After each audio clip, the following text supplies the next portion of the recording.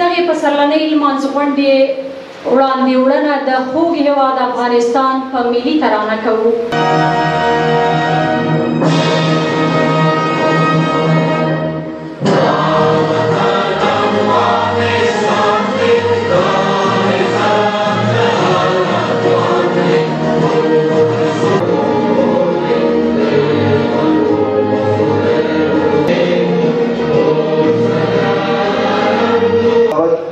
د پښتنو محبتونو د حیا نه لوګي د پښتنو محبتونو د حیا نه لوګي دلته چې څوک هم چاته ګوري نو په غلا ګوري.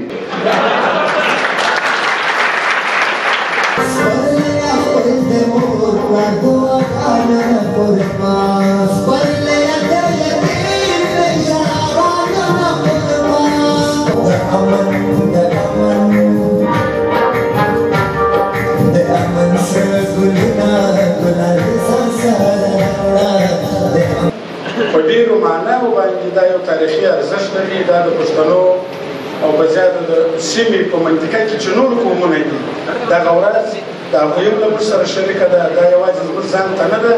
کابل که پېښور دی، زما د زړګي سر دی، که سوات که کندهار دی، مردان که ننګرهار دی، ایلم دی که سپین غر دی، کابل که پېښور دی، زما د زړګي سر دی.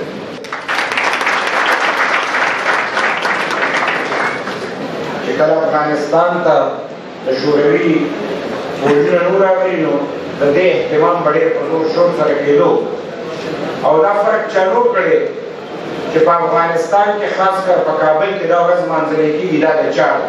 دا زموږ د ټولو ده او په دغه ورځ باندې به لر او بر پښتانه په خصوصي توګه راغونډېدل.